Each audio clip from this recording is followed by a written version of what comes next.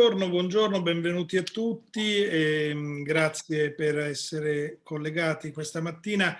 Parleremo delle dinamiche di sviluppo del continente africano in questo anno 2021, un anno particolare, quindi vedremo gli effetti del Covid. Affronteremo poi in particolare le opportunità e le necessità di un elemento chiave per lo sviluppo del continente e delle sue economie, il processo di digitalizzazione, quindi tutto l'ITC è quello che porta con sé. Prima di cominciare con gli interventi, volevo segnalare che è stato attivato un servizio di interpretariato, per cui per gli italiani in basso a destra sul vostro schermo Zoom vedete un tasto, selezionate la lingua italiana e volendo silenziate l'audio originale. For English speaker, if you wish, there was an interpretation service that has been set up. If you wish to follow the event in English, please, if you look at below on the right in your dashboard, you will find the interpretation button. You should select there English and then mute the original audio so you can follow the event in English language. Bene, abbiamo un bel numero, un bellissimo panel innanzitutto, quindi io vi ringrazio per avermi coinvolto perché sarà un piacere ascoltare tutti gli interventi, però siamo tanti e il tempo invece è sempre tiranno, quindi direi di cominciare subito. Ribadisco a tutti i panelisti che nonostante il mio sia titolo di moderatore non sarò moderato nella gestione dei tempi e quindi vi ho avvisato sin dall'inizio. Direi di aprire passando subito la parola a Veronica Squinzi, vicepresidente di Assolombarda e responsabile per l'internazionalizzazione e gli affari europei. Dottoressa Squinzi, a lei la parola per il benvenuto. Buongiorno a tutti, è un vero piacere aprire il convegno di oggi in qualità di vicepresidente di Assolombarda, ma anche come socio fondatore di Affari Impact, fondazione fortemente impegnata nella crescita dell'economia del continente africano, come aveva poi modo di illustrare il professor Monteli, CEO di Affari Impact e promotore di questa iniziativa. Saluto e ringrazio la Vice Ministro degli Affari Esteri e della Cooperazione Internazionale, Marina Sereni, i rappresentanti diplomatici, gli ospiti collegati dai diversi paesi africani e ovviamente il dottor Pezzini, direttore del Development Centre dell'OCSE, padre del rapporto che sta alla base dei nostri lavori e che ce ne illustrerà i contenuti. La collaborazione di oggi tra Assolombarda e For Impact testimonia l'impegno della nostra associazione nel seguire gli aggiornamenti sulle questioni economiche che riguardano l'Africa. Il tema cardine del rapporto OCSE 2021 sull'Africa è la trasformazione digitale e come questa potrà impattare sull'occupazione del continente. Come imprenditrice presente in Africa da tanti anni, posso testimoniare quanto questo sia un tema importante per i processi di crescita dell'economia degli Stati africani. La pandemia ha contribuito ad accelerare ovunque il processo di digitalizzazione, ma l'impatto che questo avrà in Africa sarà sicuramente più forte e contribuirà a riequilibrare le diseguaglianze nell'accesso alle tecnologie dell'informazione e della comunicazione, con tutte le conseguenze positive che questo comporta in tanti campi, sia economici sia sociali. In Africa la pandemia ha anche, se non interrotto, sicuramente rallentato il movimento delle materie prime a causa dello stop delle produzioni nei paesi importatori, Cina in primo luogo. E si sono fermati gli investimenti, ma al contempo abbiamo assistito ad un aumento della produzione locale e del commercio interno, che dal 1 gennaio 2021 ha un importante stimolo con l'entrata in vigore del Trattato di Libero Commercio Continentale del continente africano. Con questo accordo il continente è diventato la più grande area di libero scambio del mondo, che attende ora di ripensare e ridisegnare la mappa delle infrastrutture fisiche del continente, con l'obiettivo di un aumento della competitività e della diffusione del Made in Africa, prima a livello di continente, ma a tendere anche su scala internazionale. Questo sicuramente favorirà la costruzione di milioni di posti di lavoro, tanto che la Banca Mondiale stima che se l'African Continental Free Trade Area entrerà in vigore nella sua interezza Entro il 2035 decine di milioni di africani potranno uscire dalla povertà. Rimanendo sul tema degli scambi internazionali, vorrei ricordare solo qualche numero sull'interscambio con il continente africano, che nel 2020 vale complessivamente 29,6 miliardi di euro per l'Italia, 5,8 miliardi di euro per la Lombardia, il 20% dell'interscambio nazionale verso l'Africa, 3,2 miliardi di euro per i territori associati in Assolombarda, ovvero l'11% del valore nazionale. Per i settori manifatturieri si confermano sicuramente la meccanica al primo posto, 26%, la metallurgia con il 14% e la chimica con il 13%, coprendo nel loro insieme più della metà delle esportazioni della Lombardia. Sono numeri che ovviamente lasciano spazio ad ampi miglioramenti, anche se dovremo forse aspettare ancora qualche tempo, viste le ultime stime del Fondo Monetario Internazionale per il 2021, che evidenziano come l'Africa subsahariana stia registrando una crescita più lenta del previsto.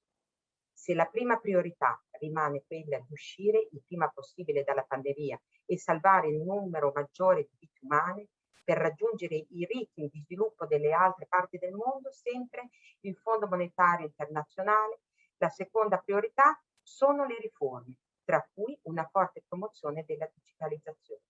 E l'economia africana è stata anche al centro delle discussioni del G7 appena conclusosi. La crisi sanitaria ed economica legata alla pandemia ha infatti spinto le principali istituzioni finanziarie internazionali, come la Development Finance Institutions dei paesi del G7, la International Finance Corporation, l'African Development Bank, la Banca Europea per la Ricostruzione e lo Sviluppo, la BERS, e la Banca Europea per gli Investimenti, ad impegnarsi ad investire 80 miliardi di dollari nel settore privato nei prossimi 5 anni, per supportare la ripresa e la crescita economica sostenibile dell'Africa. Per l'Italia è coinvolta Cassa Depositi e Prestiti, che dal 2016 ha assunto il ruolo di istituzione finanziaria per la cooperazione internazionale allo sviluppo, con l'obiettivo di promuovere la crescita sostenibile su scala globale. Tornando al trattato di libero scambio, credo che l'accordo potrà essere volano proprio per lo sviluppo delle infrastrutture digitali, cardine dei nuovi modelli economici alla base della geoeconomia dei prossimi anni, dell'integrazione dei mercati finanziari e dei sistemi di pagamento dell'e-commerce e all'informatizzazione dei processi relativi alla logistica e ai trasporti, solo per citarne altri. Progetti concreti in questo momento in Africa sono l'automazione pressoché completa dei processi doganali e la realizzazione di una piattaforma commerciale panafricana che consente alle piccole imprese di commerciare efficacemente attraverso i confini e in diverse valute. Le relazioni internazionali dell'Africa, commerciali ed industriali, non potranno che beneficiare di tali spinte e di innovazioni che si aggiungono a un altro dato significativo. Ad inizio 2020, Banca Mondiale stimava che tra il 2020 e il 2030 il raddoppio della classe media del continente. Si parla quindi di 1 miliardo di persone che avrà bisogno di cibo, prodotti e beni di consumo, servizi e abitazioni, bisogni che crescono quindi, ma auspicabilmente affiancate a nuove reti fisiche e digitali che agevoleranno scambi e forniture. Ma la trasformazione digitale ha un forte impatto anche in altri ambiti. Ne cito solo qualcuno: la telemedicina, un più diffuso accesso all'istruzione, una gestione più efficiente dell'energia. Tutti ambiti essenziali per quella che dovrà essere la crescita sostenibile, come ci ricorda la Commissione europea, che nella sua strategia per l'Africa ha inserito la trasformazione digitale tra i 5 pilastri su cui deve muoversi l'Europa per rinnovare e rafforzare la partnership euro-africana, con l'obiettivo dichiarato di costruire un futuro più prospero, più pacifico e più sostenibile per tutti. Con questo auspicio, che sono certa che è condiviso da tutta la platea, lascio la parola al nostro professor Molteni e auguro a tutti voi buon lavoro. Grazie mille, dottoressa Squinzi. Professor Molteni. Grazie, grazie dottoressa, grazie viceministro dottoressa Marina Sereni e grazie a tutti i presenti, molti dei quali ormai sono amici. Allora, 2 parole di presentazione della Affari Impact Foundation, che è uno dei promotori di questa iniziativa. È un'iniziativa nata nel 2010 nell'ambito della Cattolica, che poi si è trasformata in fondazione grazie ad importanti imprese italiane, Gruppo Moratti, Mapei, WeBuild, Intesa San Paolo, Eni, Vuetel Bracco e anche la francese Deco. E con 3 fondamentali obiettivi: quello di sviluppare in loco imprenditori africani che fossero sostenibili, molti dei quali anche nell'ambito digital; il secondo, un contribuire allo sviluppo qualitativo delle università locali; e il terzo, quello di essere ponte tra Italia e Africa. In questo mio brevissimo intervento vorrei sottolineare 3 cose.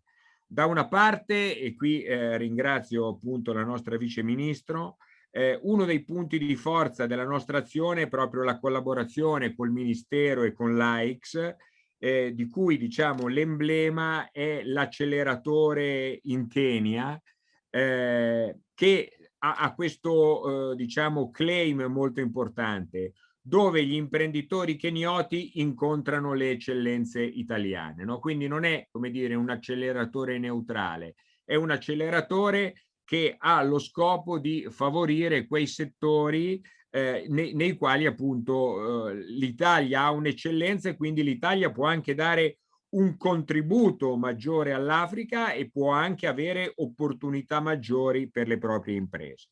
La seconda osservazione è che la nostra presenza ormai è diffusa, direi capillarmente nel territorio, perché siamo operativi in 17 paesi, ma presto raggiungeremo 20 e li supereremo perché gli accordi sono in atto. E tra l'altro in alcuni di questi paesi, che sono ben 8, ormai ci stiamo stabilendo con una nostra unità, quindi non solo con un accordo con l'università, ma con un nostro ufficio. E sono Kenya, Egitto, Camerun, Ghana, Etiopia, Tunisia, Uganda e Zimbabwe, quindi come vedete un po' sparsi in tutto il continente. La terza e rapidissima osservazione è data dal fatto che molti dei nostri imprenditori sono imprenditori nell'ambito digital, e certamente favorire, come abbiamo fatto già con Confindustria, utilizzando la piattaforma di Confindustria, lo strumento delle partnership è probabilmente uno strumento particolarmente efficace per accelerare questa collaborazione. Per questo poi noi abbiamo proprio creato un gruppo di professionisti che sono dedicati a favorire questo fit tra le nostre imprese e le imprese del continente. Quindi io non rubo appunto altro tempo, ringrazio molto tutti coloro che hanno accolto di dare il loro contributo in questa occasione e lascio a Massimo la palla. Grazie. Grazie professor Molteni. Io mi scuso perché l'ossessione per i tempi che il ruolo mi impone mi ha fatto un po' dimenticare le buone maniere all'inizio, e non ho sottolineato che appunto l'incontro di oggi è stato organizzato da Assolombarda, da Affari Impact, dall'Ocse e dal Ministero degli Esteri, quindi metto una pezza adesso. E ora do con grande piacere la parola alla Vice Ministra Sereni. Vice Ministra, a gennaio è stato presentato questo partenariato con l'Africa, no? Un documento strategico che il Ministero fa da anni, ma per la prima volta è stato reso pubblico. Per chi come me segue l'Africa da tanti anni non può che ho apprezzato la scelta e ne ho capito anche il senso politico, cioè far capire chiaramente e apertamente a tutti che l'Africa per l'Italia sta diventando una priorità. Ho capito male io? Ho capito quello che volevo capire? Buongiorno, ha capito benissimo, direttore. Thank you very much. Thank you for the floor.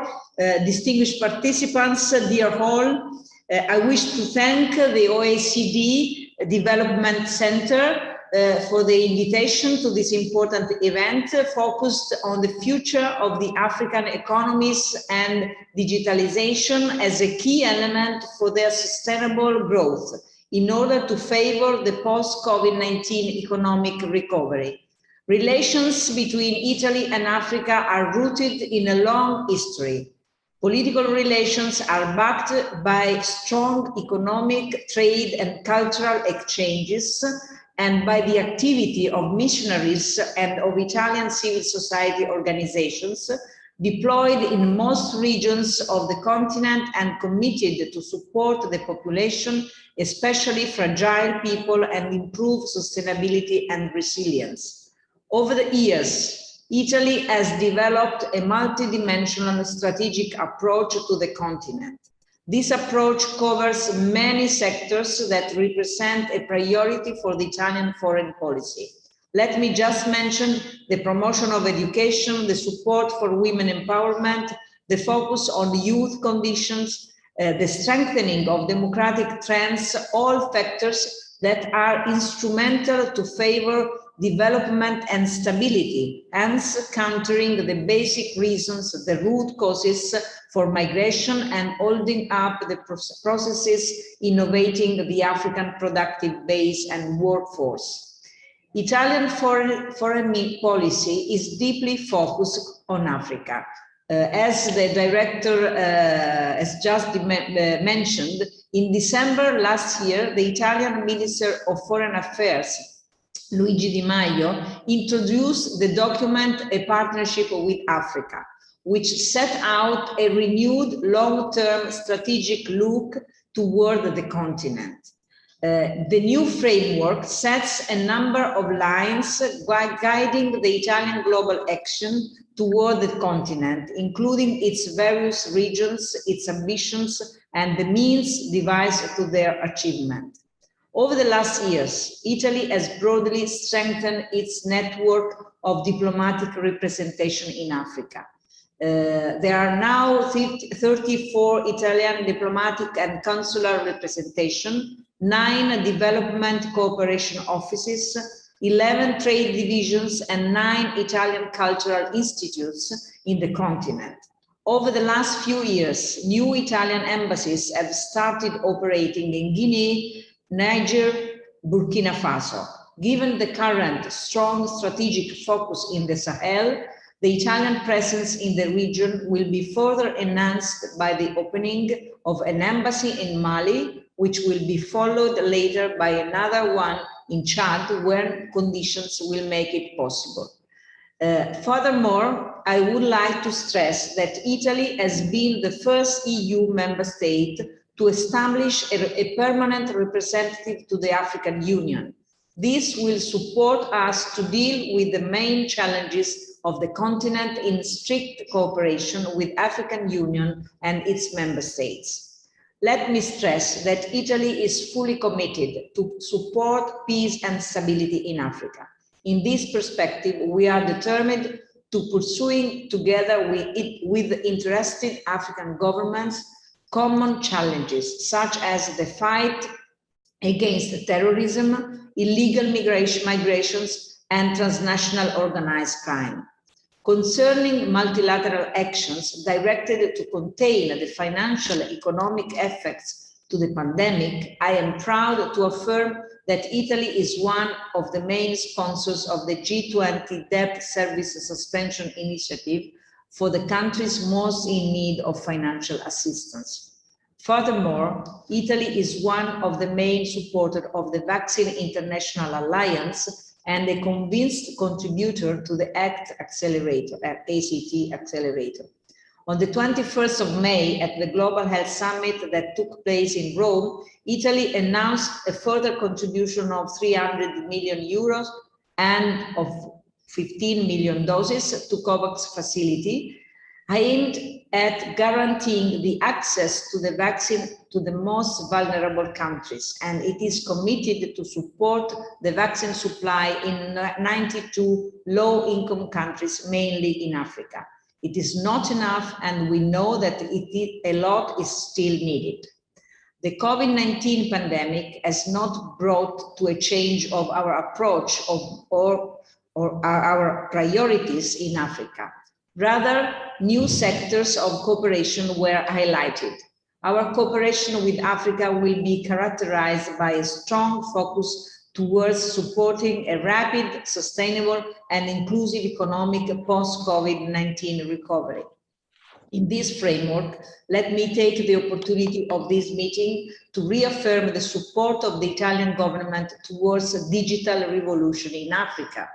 There is no doubt that the fourth industrial revolution, characterized by the growing utilization of new technologies such as artificial intelligence, cloud computing, robotics, 3D printing, and advanced wireless technologies, has ushered in a new era of major economic breakthrough, potentially capable of transforming the world in a way never experienced in the human history.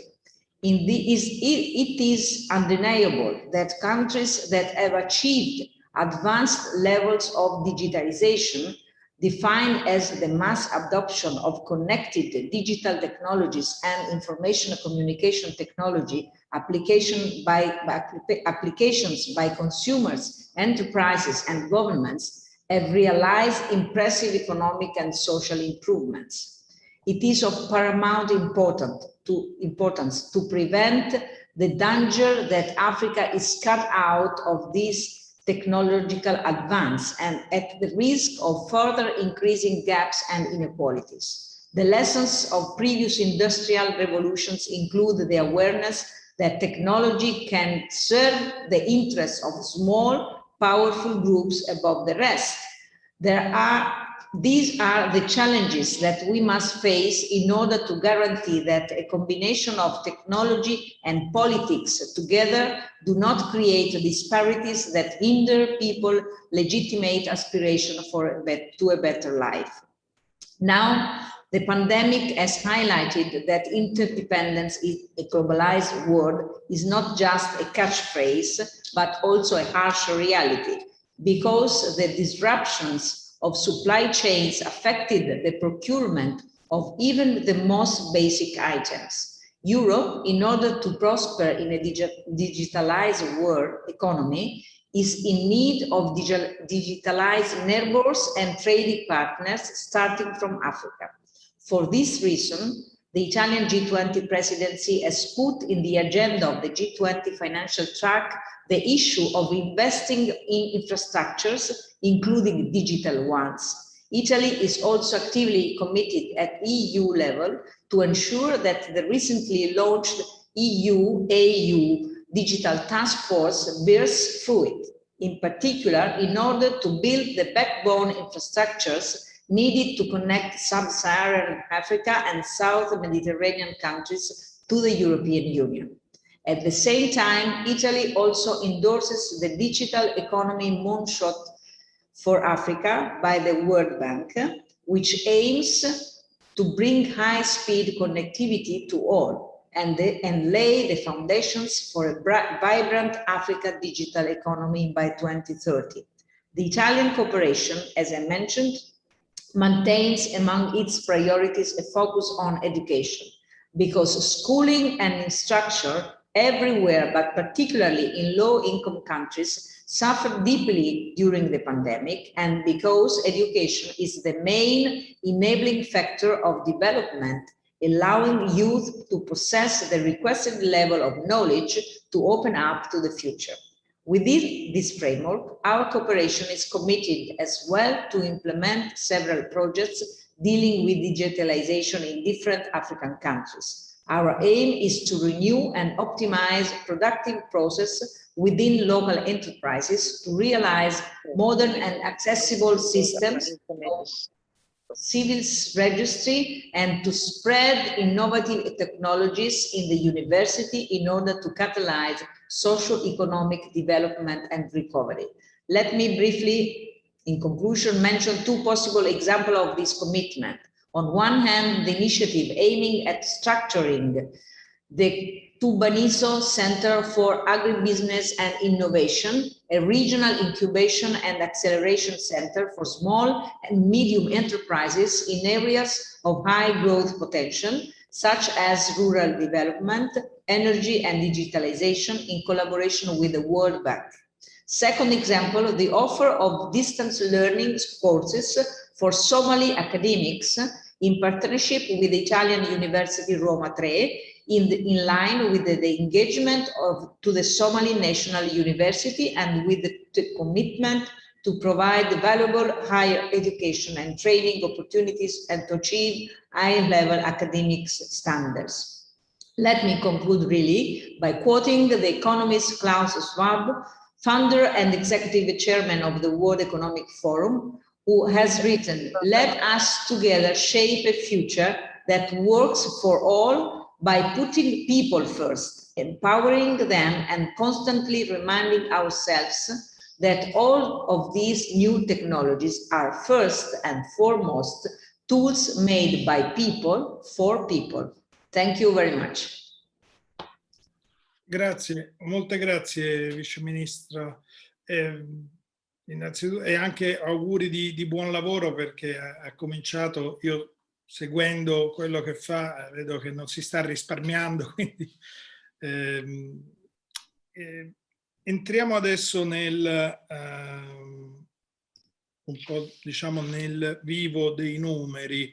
Quindi invito Mario Pezzini, direttore del centro di sviluppo dell'OCSE e special advisor al segretariato generale, a prepararsi per un intervento. Io sono un avido lettore, un fervido studioso dei rapporti dell'ufficio del direttore Pezzini, che seguo da anni, e fate sempre un lavoro ottimo. Prima di darle la parola, una cosa che mi ha colpito del Covid già dall'inizio, studiando un po' le conseguenze sul continente africano, e che ancora oggi effettivamente resta in piedi dopo a un anno e mezzo di distanza, è come un continente che è stato colpito meno di altri da un punto di vista sanitario, indubbiamente. Ancora oggi abbiamo 5 milioni di casi a fronte di una popolazione di 1 miliardo e 300 milioni di persone. E invece è stato colpito addirittura in anteprima delle sue conseguenze economiche, perché prendiamo quello che è accaduto nella fine del 2019, primo trimestre del 2020, con il calo degli idrocarburi, del prezzo del petrolio, ha cominciato a dare il primo colpo, e poi è arrivato a catena l'interruzione delle catene globali, della prima fase della pandemia, quindi tutta la questione debito. Questo è il lato negativo. Io ho visto, e qui poi mi cheto, come si dice dalle mie parti, e le lascio lo spazio, ho visto però anche una parola di cui abbiamo abusato tutti in questi mesi, che è resilienza, ma ne voglio ritrovare il valore iniziale, dal latino resilience, rimbalzare. Ho visto però nello studiare, nel guardare i dati africani, tutto il potenziale che spesso noi non vediamo, perché anche quando facciamo le fotografie dei dati, noi vediamo la punta di un iceberg, cioè noi vediamo l'economia formale, conosciamo tutti l'Africa e sappiamo che quell'iceberg sotto è enorme. Allora, può su questo rapporto il continente fondare il suo rimbalzo, quindi la sua resilienza? Benissimo, grazie mille, grazie dell'invito, grazie di queste domande stimolanti. Ho quasi voglia di mettere di lato le mie note, ma intanto voglio ringraziare Veronica Squinzi. Avendo studiato economia a Modena, questo delizioso accento non mi può che far piacere. Voglio ringraziare ovviamente Mario Molteni e Fabio Petroni e il loro team, e senza dubbio le parole della vice ministra Marina Sereni hanno già di fatto toccato dei punti fondamentali sui quali mi attarderò giusto un po' di più. Quindi per queste note introduttive, scusatemi, passerò ora in inglese perché sembra che ci siano dei problemi sulla traduzione. Quindi io vorrei fare fondamentalmente 3 punti su questo rapporto, che è già la terza volta che presentiamo, e ahimè purtroppo per me sarà l'ultima, perché all'OCSE abbiamo delle rigide regole su quando uno deve andare in pensione. Io mi sono rivolto alla straordinaria console che abbiamo a Parigi e Irene mi ha detto: no, guarda, non ti cambio la data di nascita. Quindi questo dimostra una volta di più che il nostro paese è molto serio, antico e basato su regole in modo abbastanza preciso. Quindi sarà l'ultima, ma forse troveremo altri modi per continuare le nostre discussioni. Il mio primo punto è: as the world recovers from the COVID-19 crisis, a new deal with Africa, and the minister already introduced some aspects, including about digital transformation, should underpin the cooperation with public and private partners for Africa.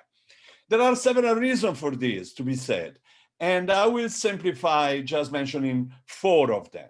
The first is a traditional one we have already heard, and it has to do with solidarity. Most African countries are facing their first recession in 25 years. 41 African countries entered the recession in 2009. So 40 million people could fall back into extreme poverty, and this by 2021 in sub-Saharan Africa. So for all those reasons, you say, if there is something similar to international solidarity, and here we have the minister in charge of cooperation, we should obviously take care of what is going on in Africa. This point is strictly related with another one that has been discussed in the G20 meeting and will continue to be discussed, a point that has to deal with financing. From 2010 to 2018, domestic revenues per capita decreased in Africa, and they decreased by 18%. And the external financial flows per capita are also reducing. And this is also related to the fact that the traditional development cooperation in practice tried to do as much as possible, but didn't answer with the same size of the COVID crisis, or at least with the impetus it would have required. Now, there is also a tightening fiscal space, which is traditionally located in Africa. If you take the fiscal revenue statistics that we publish with the Africa Union, between 2014 and 2018, 30 African countries had more or less 16.5% of taxes out of GDP. Just to have an idea, if you compare with other continents, in Latin America, we are talking more or less of 23%. And if you look at OECD countries, we have a percentage of taxes, which is 34.5%. As a consequence, it's obvious that the government do not have the financial capacity to address, first of all, the health urgency, but also then the recovery and the need for resilience, as you just stressed, Massimo. So a timely and unified approach to Africa debt, as was said by the minister, Marina Sereni, well, is indispensable. We are trying to see how this could take place. For example, with Stefano Manservisi, and very soon with President Macky Sall, we are launching ideas of using the special drawing rights to create a kind of fund in Africa that could further reduce the risk for private investment to go to Africa, and it should be managed in Africa. So not necessarily in the IMF, but creating the possibility for Africa to intervene in this area.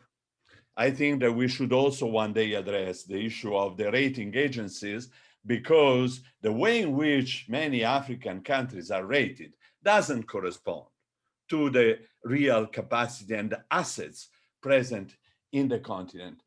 The second strong reason, however, to deal with Africa is not about solidarity. It's what you, Massimo, just asked.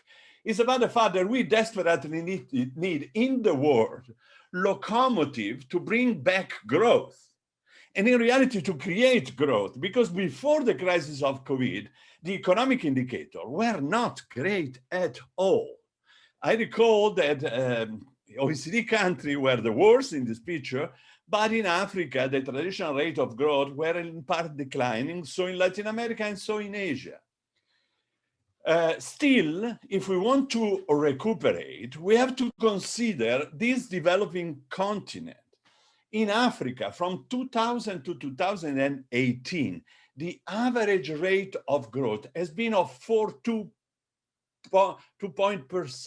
4.2 points. In Asia, obviously, it was 6.2, was the highest.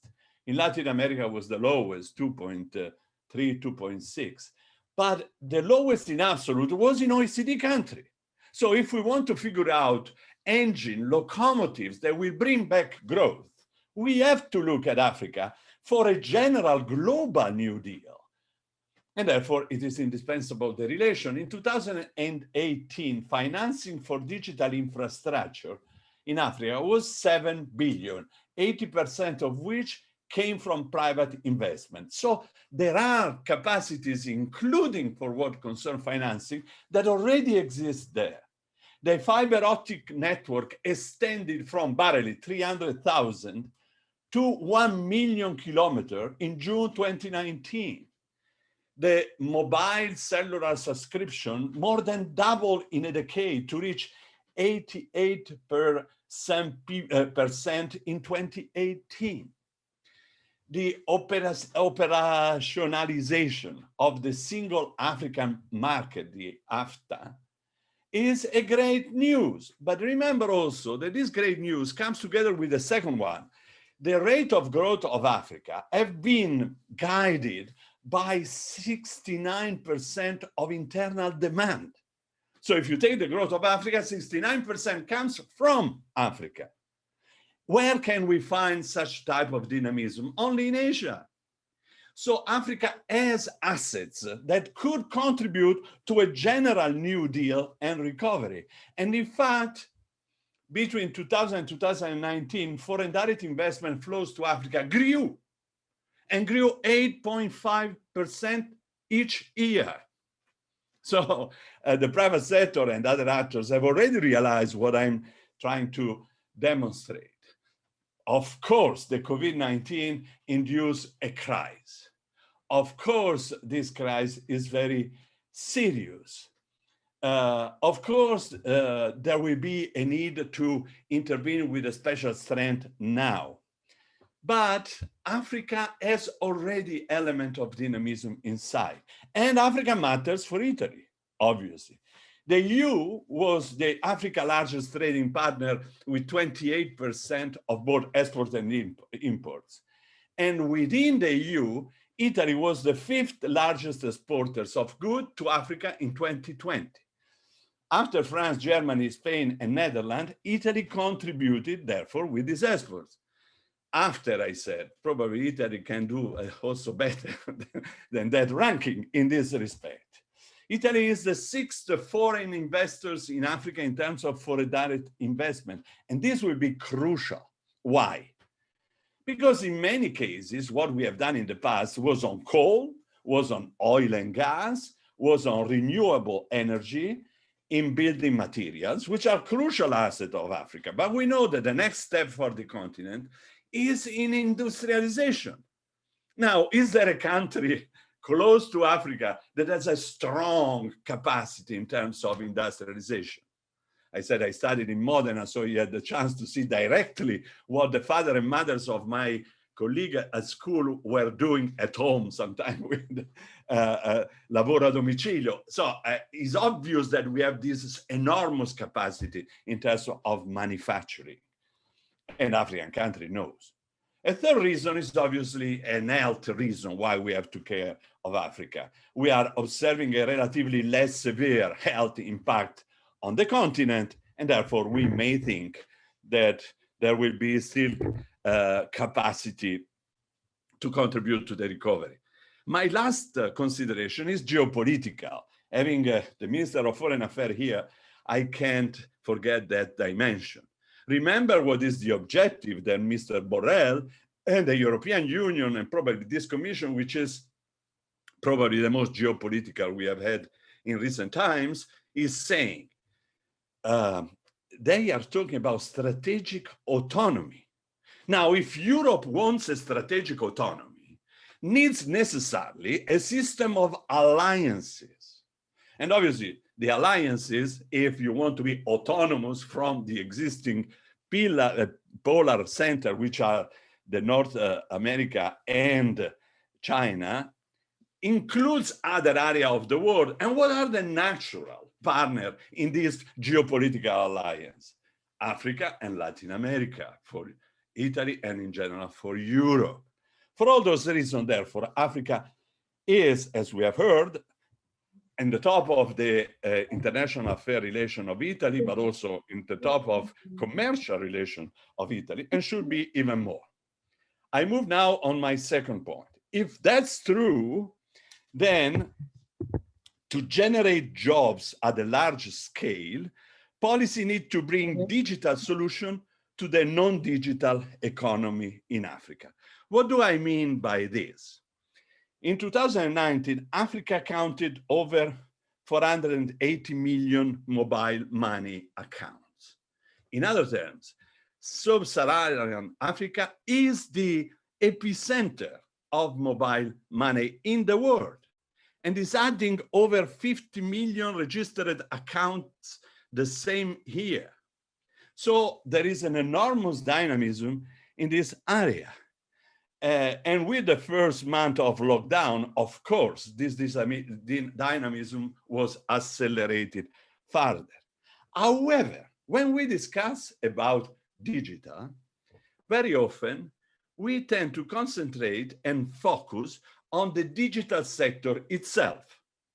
So we say, if Africa can be an engine that will help the world recovery, if therefore we need to work with Africa and help the transformation of Africa, well, the transformation in industry needs to go through the digital sector itself. Well, that's not exactly what we think we should do. Most digitalization strategy in Africa focus today on the digital sector, but let me give you some number. The telecom company in Africa, as a whole, occupy 270,000 jobs. 270,000 jobs. With the demographic growth of Africa is almost un foruncolo nell'universo. In other terms, we obviously need to concentrate on something different. And I will conclude with my third point. And my third point indicates 4 areas of action, collective action for cooperation. The first is obviously we need to reduce the spatial gap. In Italy, we are very expert in territorial issues, and for sure in Africa, there is a lot to be done in this respect. Only 35% of intermediary cities in Africa are connected to fiber optic networks. And a large part of the enormous process of urbanization that is already taking place in Africa is concerning what? Middle-sized cities. Cities on which we in Italy are obviously experts, because the urban structure of Italy, such as in Germany and in part in Spain, is not based on megapoles. It's based on medium-sized cities. Now, 17% of Africa's population, only 17, can afford 1 gigabyte of data. Just to have an idea, what you need to look a movie of 2 hours. Only 17. If you go to Latin America, it's 37. So it's obvious that here there is a very important gap. And if we want to create an ecosystem for entrepreneurs that are now developing, we need obviously not to address only Cape Town, Lagos, Johannesburg, Nairobi, Cairo, the big cities. But we need to help with digital technology and connectivity all the middle-sized cities that are developing fast. Second area to work, the competitiveness gap. The specialization in natural resources, non-renewable, doesn't help automatically to spread industrialization and diversify to other sectors. Moreover, only 17% of African early stage entrepreneurs expect to create at least 6 jobs. So the real point, the real problem is in the small and medium-sized firms that exist in Africa. As the minister said, the minister gave us 2 examples. One of the 2 was exactly how can we create a zone on the agro-food industry for small and medium-sized firms.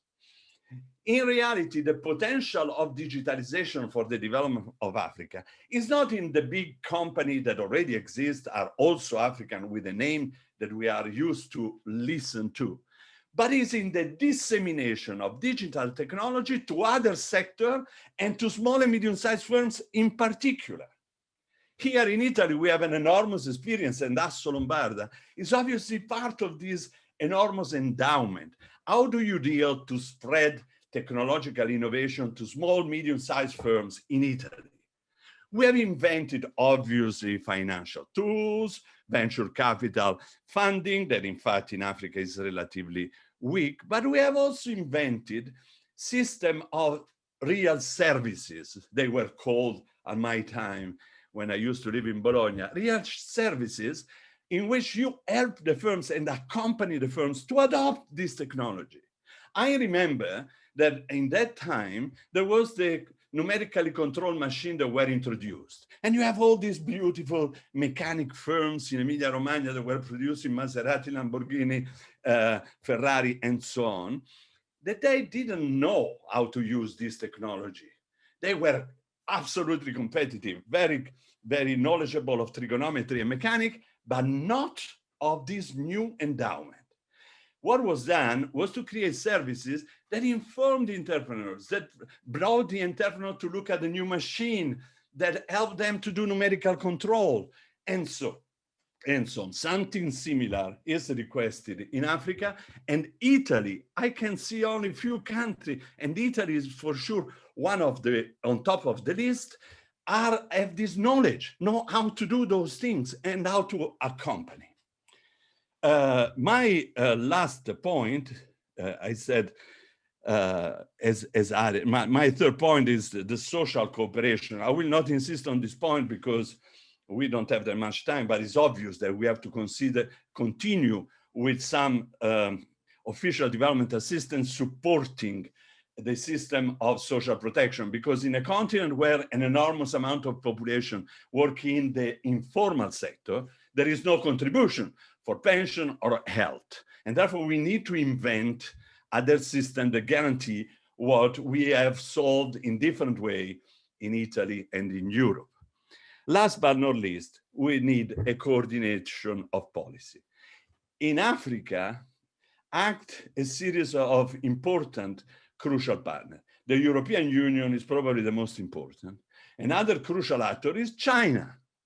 China that promised 60 billion even before the COVID crisis. Another crucial is the United States, more or less with the same type of contribution. Then we have Turkey, then we have Japan that is very active.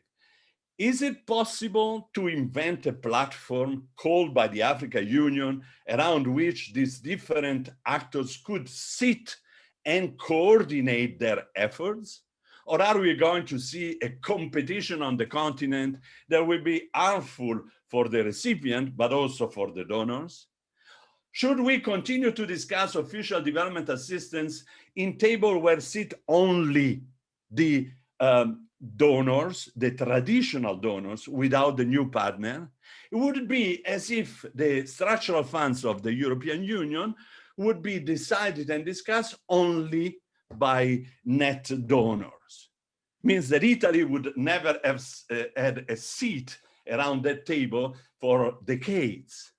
So it's obvious that we need to rethink the coordination of policy of cooperation, and we need also to be more inclusive in table that coordinate these cooperation efforts.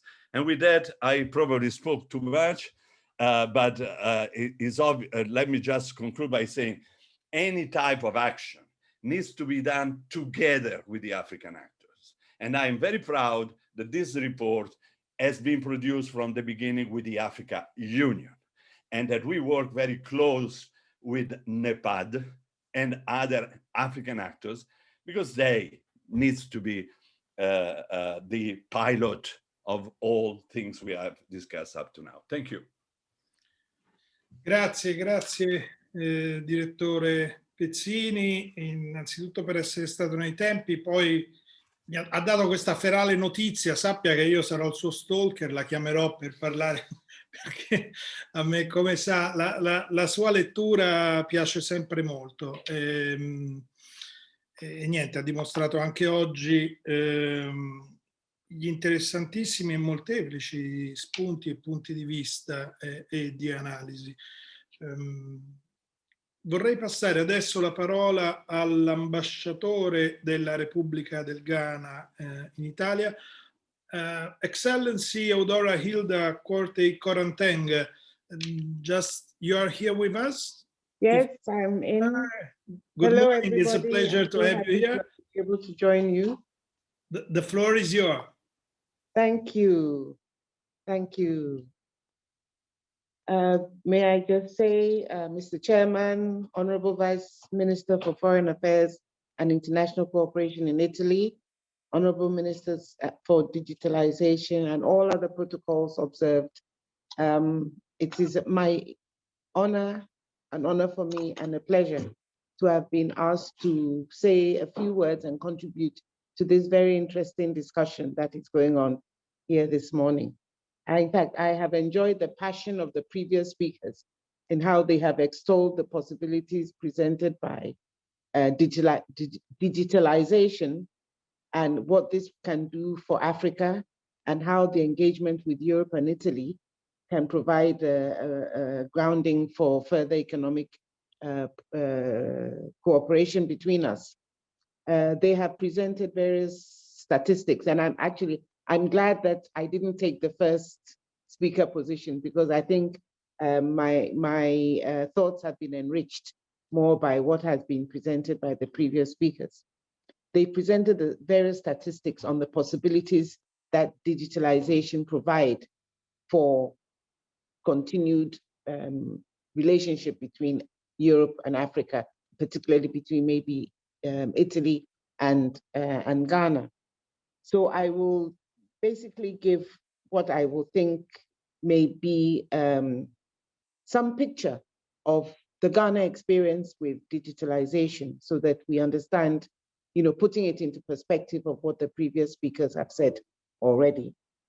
Personally, I believe that our gathering here as state or non-state actors from institutions of higher learning, this provides us with a very good opportunity to interrogate innovative strategies to address development challenges presented by digitalization, and to collectively share our experiences, which the previous speakers have already done.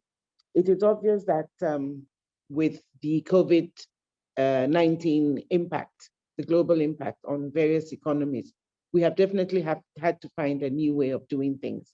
And even meeting in a virtual platform like this is something that has become the new norm as a result of COVID-19. And in Ghana, let me say that prior to COVID-19, something as basic as having meetings, even in our legal infrastructure, having meetings, the law did not allow us to have meetings virtually. It hadn't been even conceived. The law says you have a board meeting, you need a quorum, and people, it was just assumed that you would be there in person. But COVID-19 has shown us that it's not necessary to be there in person. This has led to creation of new laws. The legal frameworks have been developed to meet this challenge. So with the impact of COVID-19, we have had to adjust to a new way of doing things. And digitalization is the way forward, and in how to tackle some of these challenges that we've had to face, because we've been able to turn the challenge that it presented when we were locked down. You're saying, are we going to be like this forever? No, we have to find a new way of doing things. But the new way of doing things is where we are today. But in doing that, we need to move faster and then create the policy situations that would encourage and foster better and new ways of doing things. And this would go hand in hand. Policy and development go hand in hand. And the experience in Ghana has shown that Ghana government has been very proactive and dynamic. I think this has been said by one of the speakers, not necessarily about Ghana, but the fact that in this new age, we need more dynamism and proactive policy making to ensure that we can take advantage of the digitalization progress that could be ours if we did so. Having said that, maybe I can just be a bit more specific on the Ghana experience. We have substantial inflows of foreign direct investment into the ICT sector. Ghana is one of the few countries in sub-Saharan Africa with a relatively high internet penetration. Again, I heard one of the earlier speakers saying that there is more opportunity, there's more grounds for growth in Africa, and I dare say for Ghana as well, despite the growth at which we are growing in this area. We have an internet penetration of 48%, representing some 14.7 million of its percent of our population. Companies drive mainly the mobile and fixed network access. There are companies that have used the communication platform to move into the financial sector. And this has also created massive job opportunities. We talk about digitalization creating a new form of value chain in terms of job creation, in terms of education, because you find people who are very technically minded, but are not too academic. They don't need to go into school to get academic qualifications, but they're able to catch in on the value chain provided by digitalization. So in Ghana, for example, on every street corner, you find a mobile phone seller, a mobile phone repairer, and I tell you, if the mobile phone manufacturers were to come to Ghana, they would be surprised at what our local, not so sophisticated technicians can do with the mobile phones. So there again, it shows the opportunities that digitalization can provide. So on that note, I can also talk about the policy driven innovations that the government has put in place. The government of Ghana has recognized the role and importance of digitalization and how this can aid and transform our economy. And this is one of the main thrusts of the current government's policy direction. Ghana beyond aid. Ghana needs to attract investments. One aspect of Ghana's credentials is our democratic establishment, where democracy, things are very well organized in Ghana. But then after that, the stability that we have put in place, beyond that, what is there that would make doing business in Ghana worthwhile? And now we talk about digitalization. If I come to Ghana, how am I going to do my business? So we have that platform now that from the previous speakers we can build on. The government of Ghana has recognized that there is a gap. And initially our communications ministry was called Ministry of Communications. Now it is called the Ministry of Communication and Digitalization. So that shows that there's a definite policy direction into ensuring that we can hatch in on the digitalization and make sure that whatever opportunities that will provide, Ghana is in step with that. So that should give entrepreneurs and investors intending to come to do business in Ghana the thought that if they come there, there's not going to be too much of technology transfer, because I can say that it may not be deep, but whatever is there is savvy. The young guys out there are savvy enough to be able to do what they need to do. So we are training our youth in various ICT disciplines. Particularly, there was one speaker who talked about empowering women. That has also been taken into account. So we're empowering the girls in various ICT programs, because again, you may not find anyone too academic, but they have skills. And then we also find that within the value chain, there are certain, what do I call them?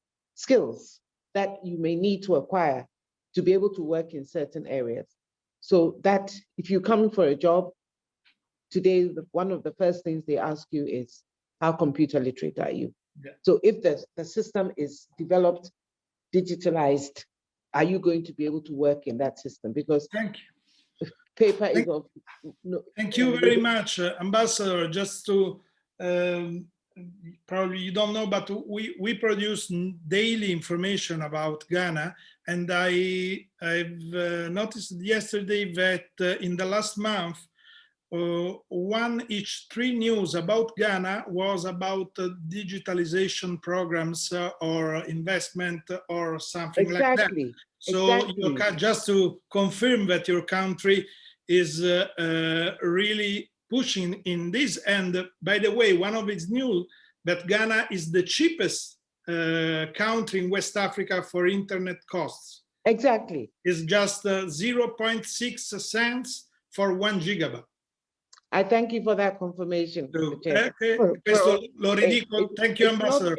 It's not just me flying the Ghana flag, but it's good to know that you are fact checking and you are making sure that I'm not just doing propaganda here. No, it's true. The amplified project that you recently, just 3 days ago, you have launched. So we follow what you do. So thank you for bringing that up. Thank you so much. Thank you, Ambassador. So there you have it.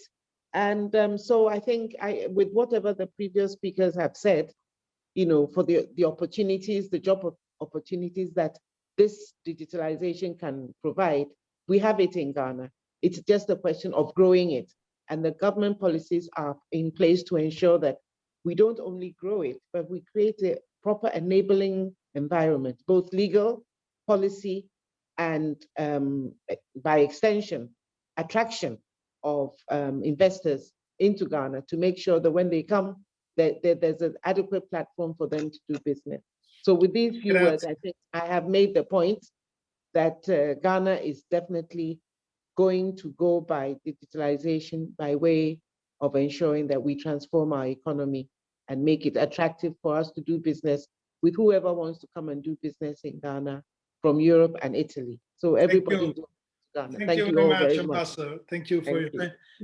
Ribadisco velocemente a conferma di quello che diceva l'ambasciatore, che effettivamente nella copertura che diamo quotidianamente di quello che accade in Ghana da un punto di vista economico, una notizia ogni 3 nell'ultimo mese era relativo comunque al mondo delle nuove tecnologie, presa per inteso come largo, quindi a conferma di un paese che su questo tema. Ambassador, if you please can mute your mic, thanks. A conferma che è un tema prioritario per questo paese. Dicevo che per inciso è il paese dell'Africa occidentale con il costo di internet più basso. Questo è andiamo avanti per non... Ambasciatore Lobasso, vice direttore dell'Africa subsahariana al Ministero degli Affari Esteri e indimenticabile ambasciatore dell'Italia in Sudan, per chi ha avuto la fortuna di conoscerlo in quel ruolo indimenticato e indimenticabile. Sono tanti gli spunti emersi questa mattina e le sollecitazioni. Le lascio campo libero per darci una sua lettura. Okay, I was suggested to go on in English, so because of the little problem with the translation, so I will go like this. First of all, thanks a lot, because I'm very honored to participate in an event like this with such people, but also such friends now, most of you.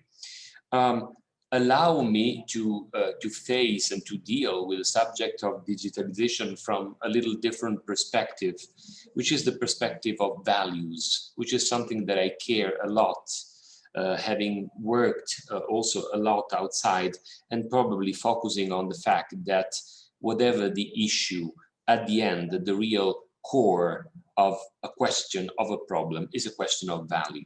When we talk about digitalization and transformation, we're talking about a serious value, which involves a number of incredible issues, which are probably food for thought for next conversation between Italy and Africa, Europe and Africa, international community and Africa. When we talk about digital transformation, we talk first of all about inclusion.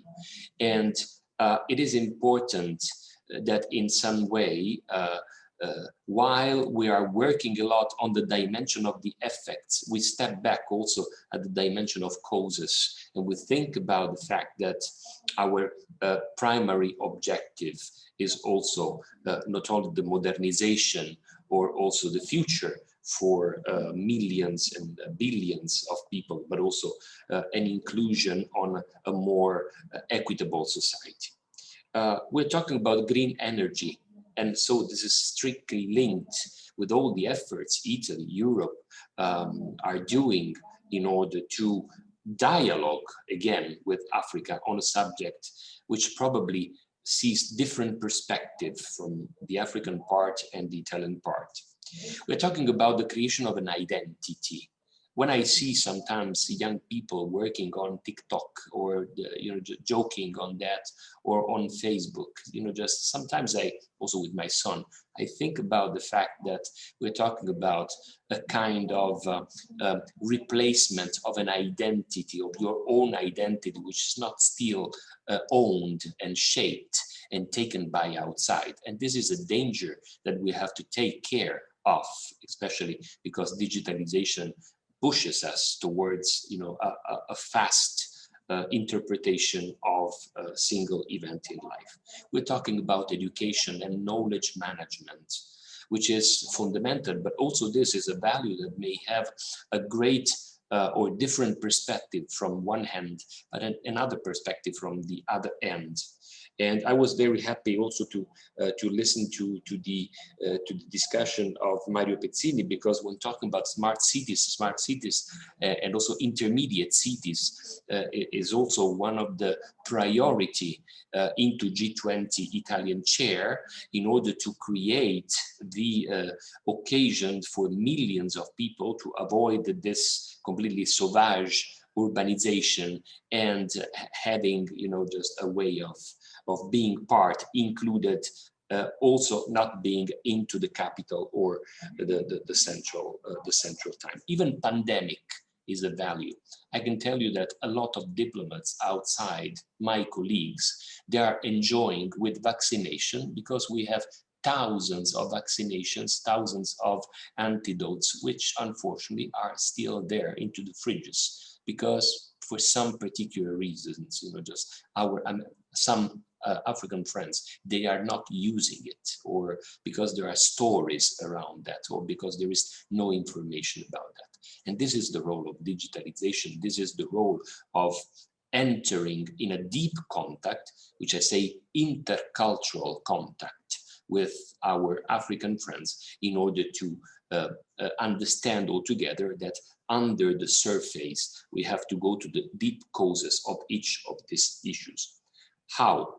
Dialogue, patience, empathetic relationship with people, institutional building, because without institutional building, it's very, very difficult also to reach people and to make it pass some important messages, and also building trust continually between us, not only trying to export a sort of ethnocentric value of digitalization as we believe it is, or as we think it is, which unfortunately sometimes it becomes a simple possess of a mobile, a simple possess of the last app for having a taxi fastly like Uber in the rest of the world, or simplifying the importance, the glorious change that it's happening. I believe, especially in terms of digitalization, that the pandemic has been an incredible boost, an incredible, it's fostering a lot. I heard, and thank you also to the ambassador of Ghana, which just reminded us that Ghana is at the front line, at the forefront of just also the changing in mobile paying and exchanges. And I'm very happy also that my old and beloved Sudan is entering through the IFIs slowly into the international dimension of financial exchanges. So I conclude by saying I'm a positive by nature. So it can't rain forever, but it's important that we are there continually, especially in the dialogue EU-AU, which, and I'm happy about that, sometimes is slowing down because EU has been very firm towards AU in the sense of saying, okay, before we meet, tell us what do you want from us? What do you see our help to you in order to overcome and to go beyond this very ancient way of giver and taker, and in order to create what we call in Italy people-to-people relationship. And I conclude, yesterday, my colleague from Sudan, Fortunato Mangiola, published on the Twitter, again, talking about digitalization, a very, very nice sentence that says, more or less, patience and humor are the two camels with whom one can cross every desert. And I really, really believe so. Thank you very much. Grazie Fabrizio. Bella questa frase di Fortunato. Passo la parola adesso a Giovanni Ottati, presidente di Buetel, un'azienda che lavora nel campo di cui abbiamo parlato, delle tecnologie, della gestione dei dati e della disponibilità dei dati, quindi una persona che conosce particolarmente bene. Tra l'altro lui, il suo core lavoro è proprio nel West Africa, quindi in una zona che abbiamo anche toccato con l'ambasciatrice del Ghana. Presidente Ottati, anche a lei le chiederei qualche minuto di reazione ai vari spunti che sono arrivati oggi. Saluto a tutti, intanto ringrazio tantissimo il professor Mario Molteni, amico Mario di E4Impact, e Veronica Squizzi per aver organizzato insieme all'OECD e al Ministero degli Affari Esteri e Cooperazione Internazionale questa sessione sulla trasformazione digitale. E vi ringrazio soprattutto per avermi riportato in Africa, perché erano diversi mesi che non stavo più su questo continente dopo averci lavorato tanto anche all'interno di Confindustria con Africa e Mediterraneo. È un piacere anche rivedere l'ambasciatore Fabrizio che è stato determinante per lo sviluppo della mia azienda in Sudan. Se non ci fosse stato l'ambasciatore Basso, la mia azienda oggi non starebbe in Sudan. E ringrazio anche il dottor Pezzini per la presentazione del contesto. Io proprio mi vorrei attaccare, prima di esprimere alcune riflessioni sull'importanza e la strategicità della trasformazione digitale per l'Africa, vorrei riattaccarmi un po' vorrei fare una premessa di contesto di riferimento, riattaccandomi a quello che ha detto appunto il dottor Pezzini. I dati della Banca Mondiale mostrano che negli ultimi 10 anni, cioè dal 2010 a oggi, sia il commercio mondiale sia gli investimenti esteri diretti sono scesi rispettivamente del 2% e del 7%, in netta contrapposizione con quelli che sono stati invece i tassi di crescita che hanno caratterizzato sia il commercio globale sia gli investimenti diretti esteri nelle 3 decadi precedenti. Il 2020, a causa della pandemia, è stato l'anno più devastante. Il commercio globale si è ridotto di circa il 9% rispetto al 2019, mentre gli investimenti diretti esteri sono scesi addirittura del 45%. Quindi una situazione drammatica su questo aspetto. In questo contesto, quello che ha evidenziato il dottor Pezzini io l'ho, diciamo, colto senza avere i numeri che lui ha messo, che lui ha fatto vedere, l'ho colto proprio perché l'ho potuto toccare con mano. In questo contesto, invece, in questi 10 anni, l'Africa è cresciuta moltissimo nelle catene globali del valore, in tutti i settori. In tutti i settori. Ora, quali sono i fattori che hanno permesso, a mio avviso, all'Africa di crescere nelle catene globali del valore in questi ultimi 10 anni? A mio avviso sono 3. La connettività al primo posto, la connettività dei principali punti di scambio, quello che si chiamano cross border, quello che chiamo cross border, porti, aeroporti, dogane, autostrade. Questo è al primo posto e hanno, come si dice, consentito all'Africa di essere connessa o più connessa. Al secondo, è stato segnalato da più parti. Al secondo, la libertà di movimento delle persone e di scambio delle merci e servizi, che hanno permesso la formazione di un mercato unico di libero scambio e che hanno, quindi non sottovalutiamo la mobilità delle persone all'interno di questo continente, non la sottovalutiamo, perché è un elemento trainante dell'economia di questo continente, sia dal punto di vista economico e sia dal punto di vista sociale e della sicurezza di questo continente. E terzo elemento, la crescita del settore privato. Ci sono stati l'impresa privata in Africa è fortemente cresciuta negli ultimi 10 anni, 15 anni e ha determinato veramente il cambio di passo di questo continente, soprattutto nel settore delle telecomunicazioni, che è stato evidenziato sia dall'ambasciatrice del Ghana sia da dottor Pezzini. Ci sono più di 180 operatori mobili in Africa. Allora, a mio avviso, al numero 1 c'è la connettività che ha giocato un ruolo vitale per questo continente. Ma io non sto parlando però di accesso a internet. No, io sto parlando di quello che gli anglosassoni definiscono meaningful connectivity, che è un concetto completamente diverso rispetto all'accesso alla rete internet.